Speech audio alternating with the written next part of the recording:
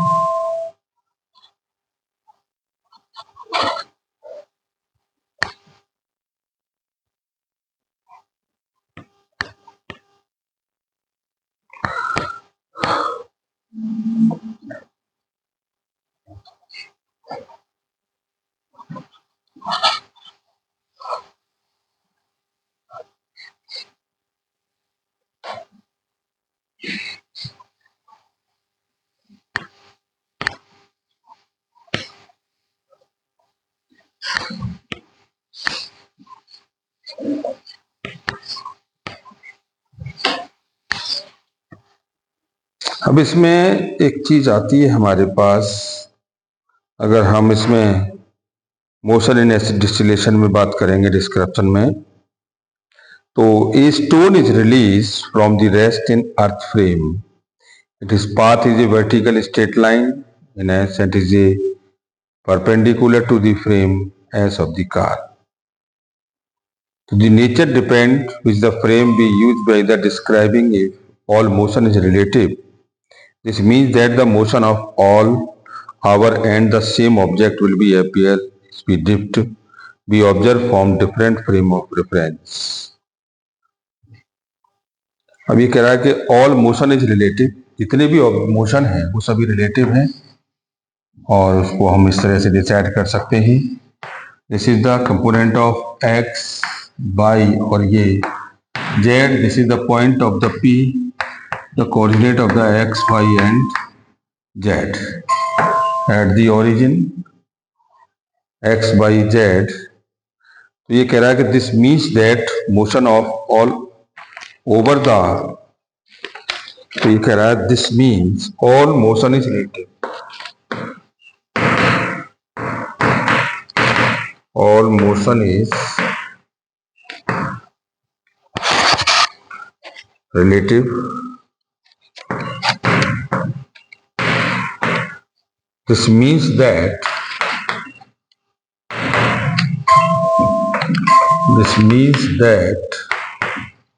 motion of our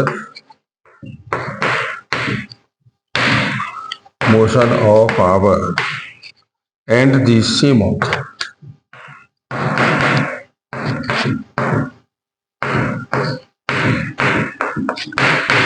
object will appear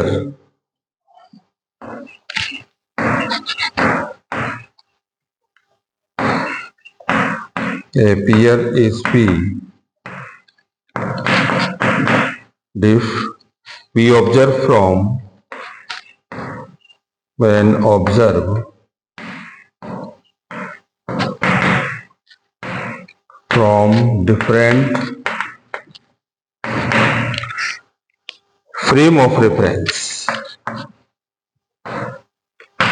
frame of reference.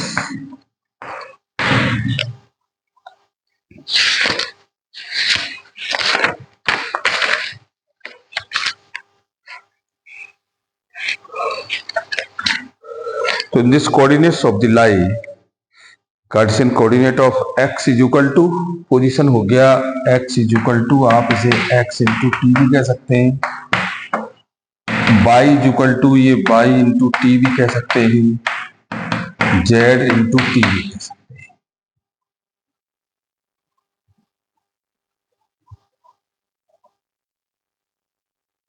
तीनों component पर आ गया।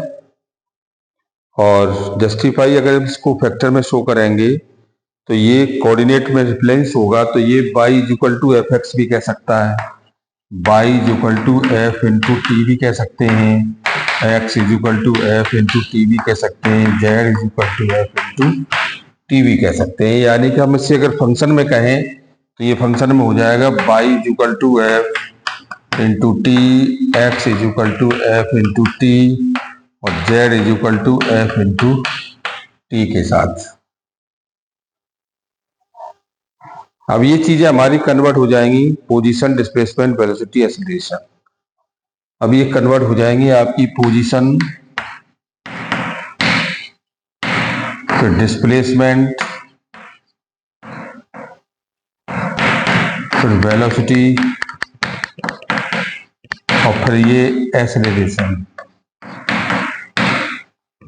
Position, displacement, velocity and acceleration, इन चार चीजों में ब्रेक हो जाएंगी। तो पहले हम चीज इसमें डिसाइड करेंगे what will be the position.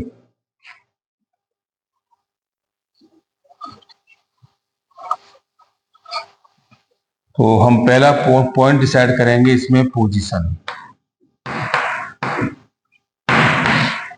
अब पोजीशन को हम पॉइंट ऑफ ऑब्जेक्ट भी कह सकते हैं। तो ये कह रहा है the position of A particle reference to teach the location in the space at a Cartesian moment of time. It is concerned with the question where is the particle at a particular moment of the time. In general, the position is measured by a vector joining fixed point now as a origin to the moving particle. The vector is known as a position vector. ये कह रहा है किसी भी चीज को हम origin से कंसर्ट करते हैं, ये हमारे पास है, ये एक्सिस ये O है और ये x कोऑर्डिनेट पर है और ये 0.5 है, तो ये वैल्यू हमारे पास हो जाएगी x is equal to plus 5 metre हो सकती है, सेंटीमीटर, कुछ भी हो सकती है। तो ये पोजीशन ऑफ द पार्टिकल है किसी भी वेक्टर का, भाई किसी भी वेक्टर का ये पोजीशन पार्टिकल है और एट द ओरिजिन से होगा। अब इसी चीज को हम इसके अपोजिट ले लें इस तरह से। अब हमने ये ले लिया, O इधर ले लिया और B इधर ले लिया। तो अब ये वैल्यू हमारे पास है, ये इस डायरेक्शन में चली गई और ये कितनी है 3, तो ये कितनी हो जाएगी x इज इक्वल टू -3। तो ये इसकी अपोजिशन डायरेक्शन है। भाई हमने इसको ओरिजिन से इधर ले गए तो ये अपोजिट डायरेक्शन हो गया, ये तो हो गया सेम डायरेक्शन। इसे ले गए तो ये अपोजिट डायरेक्शन हो गया, अपोजिट डायरेक्शन आ गया। तो यानी कि हम किसी भी पोजीशन को d2 डायरेक्शन के रूप में भी रिप्रेजेंट कर सकते हैं। तो ये हमारे पास पोजीशन कहलाए। तो for a particle straight line motion along the X axis the position vector is always parallel to X axis and hence has only X component as a non-zero. Therefore, the position of a moving particle can be measured by the x coordinate, which is simply the x component of the position vector. X component of the position vector. अब दूसरा आता है इसके बाद displacement. ये अब displacement को हम डिसाइड कराएंगे। तो डिस्प्लेसमेंट क्या है? किसी भी बॉडी का इनिशियल से फाइनल पर कंज्यूम होना। हम कह सकते हैं कि it is the vector joining to initial position of the particle to the final position during the interval of time. तो यानी कि it is the vector joining, आप इसमें कह सकते हो it is the vector joining initial position to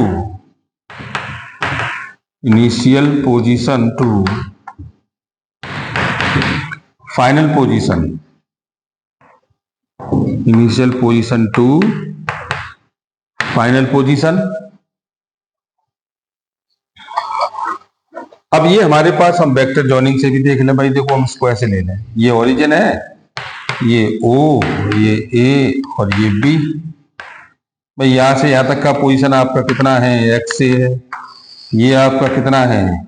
XB है। तो हम इसका रिजल्टेंट निकालेंगे तो कितना हो जाएगा? ये हो जाएगा OA plus AB is equal to OB। तो यानी कि AB की जो वैल्यू आई वो OB माइनस के OA हो गया, और ये आपकी वैल्यू हो गई कितनी? XB माइनस के XA के साथ। या हम ये भी कह सकते हैं del X is equal to ये फाइनल पोजीशन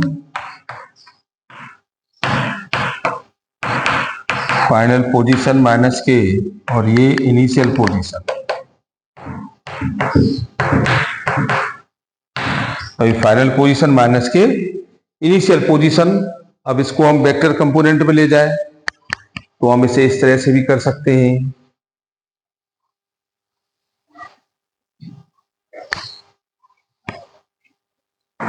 ये इस टाइप से भी आप इसे रिप्रेजेंट कर सकते हो।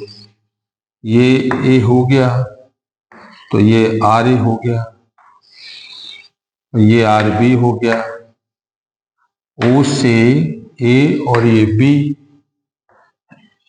इसको हमने इससे मिला दिया। तो वेक्टर एडिशन हो गया आपका OA plus AB is equal to OB के साथ। तो ये आपके पास आ गया AB इज इक्वल टू कितना? OB माइनस के OA, यानी कि फाइनल पोजीशन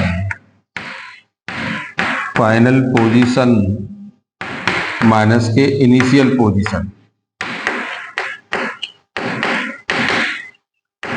पोजीशन। तो ये आपका हो गया क्या? Displacement is equal to XF minus के XI के साथ। हम उसको इतना भी डिफाइन कर सकते हैं।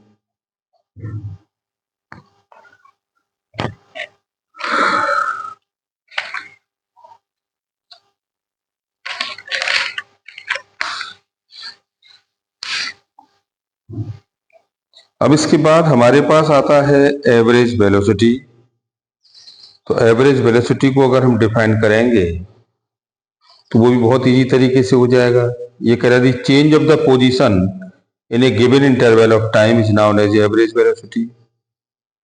The change of the position, अगर हम इसमें अब एवरेज वेलोसिटी को डिफाइन करा लें तो इसकी डेफिनेशन अलग हो जाती है, समझ लीजिएगा। वेलोसिटी कहता है वो change of the position due to interval of time, यानी change of the position due to interval of time is called as velocity. यानी change of position due to interval of time. जब ये interval of time पर हो जाएगी तो ये हमारे पास एक नया टाइप का ग्राफ होगा और ये रिप्रेजेंट कर देगा। तो ये हमारे पास है और ये हमने एक ग्राफ ले लिया। इस ग्राफ को हमने ये देखा कि इस पर पॉइंट कंसीडर किया, ये वाले, ये हमने 2 पॉइंट इसमें कंसीडर कर दिए। अब दोनों के लिए हमारे पास क्या है कि ये आपका इनिशियल है और ये PT है और ये पोजीशन आपका R1 है, और ये हमारे पास यहाँ से यहाँ तक टाइम हो गया P T plus del T और ये R2 के साथ। अगर हम इन दोनों को मिलाते हैं ये वाला, तो इसका ये पोजीशन हो गया भाई ए टू बी के साथ, तो ये डेल आर हो गया आपका, कितना हो गया डेल आर, और ये इसका ओरिजिन हो गया। अब इस पर अगर हम निकालते हैं तो डिस्प्लेसमेंट कितना हो जाएगा, initial position to final position. तो यानी कि अगर इसके कोऑर्डिनेट हम मेंटेन कर रहे हैं तो ये x1 और ये y1, इसके कर रहे हैं x2 और ये y2। तो that is the R1 is equal to आपकी वैल्यू हो गई कितनी, x1i प्लस y1j, और R2 की हो गई आपकी x2i प्लस y2j के साथ। अच्छा, डिस्प्लेसमेंट निकलेगा तो कितना निकलेगा, फाइनल पोजीशन माइनस के इनिशियल पोजीशन, तो del R is equal to आपका हो जाएगा ये R2 माइनस के R1, और आप इसे कह सकते हैं x2i प्लस y2j माइनस के x1i और y1j के साथ। तो डेल आर की वैल्यू आपकी आ गई x2 माइनस के x1i और माइनस प्लस रहेगा ये, और ये आपका हो जाएगा y2 माइनस के y1 इंटू जे के साथ। तो ये हमें इसका डिस्प्लेसमेंट मिल गया। अब इस डिस्प्लेसमेंट को हमने कंज्यूम कर दिया दो कंपोनेंट पर, तो इसका अगर हम मॉड लेते हैं तो इसका मॉड कितना हो जाएगा, डेल आर का मॉड, तो ये वैल्यू हो आपकी आ गई x2 माइनस के x1 का स्क्वायर और ये y2 माइनस y1 का स्क्वायर, x2 माइनस x1 का whole square plus y2 minus के y1 का होल स्क्वायर के साथ आ गया। तो अब इसमें एवरेज वेलोसिटी अगर हम निकालेंगे तो निकल आएगी इजी तौर से। तो del R upon del T, तो हमारे पास ये B A B equal to हो जाएगा del R upon del T के साथ। तो B A B equal to का मॉड, तो ये मॉड ही तो हो जाएगा भाई, ये जो मॉड हुआ ये एवरेज कहलाया, और जो हमारे पास ये वाली जो वैल्यू है वो डिस्प्लेसमेंट कहलाई। तो हम इसको del S upon del T भी कह सकते हैं भाई, del R upon del T या del S upon del T के साथ। तो एवरेज स्पीड हमारा हो गया change distance covered upon time covered, यानी एवरेज स्पीड आपकी हो गई total distance covered upon time covered. Average speed is equal to कितना, total distance covered upon time covered के साथ। और इस तरह से हमें इसका वेलोसिटी कंज्यूम हुआ, और वेलोसिटी के बाद हमारे पास आता है एक्सेलरेशन। तो एक्सेलरेशन में क्या है, change in the velocity due to interval of time, change of velocity due to interval of time.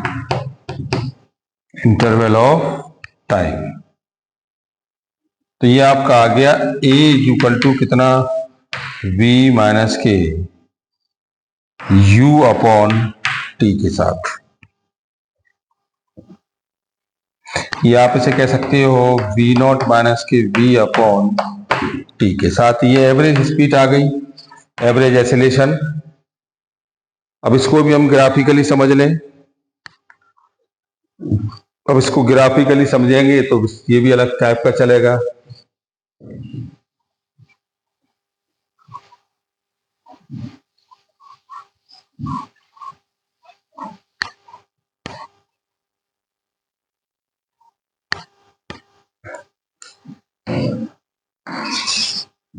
अब ये t और v के बीच रिलेशन निकल के आया।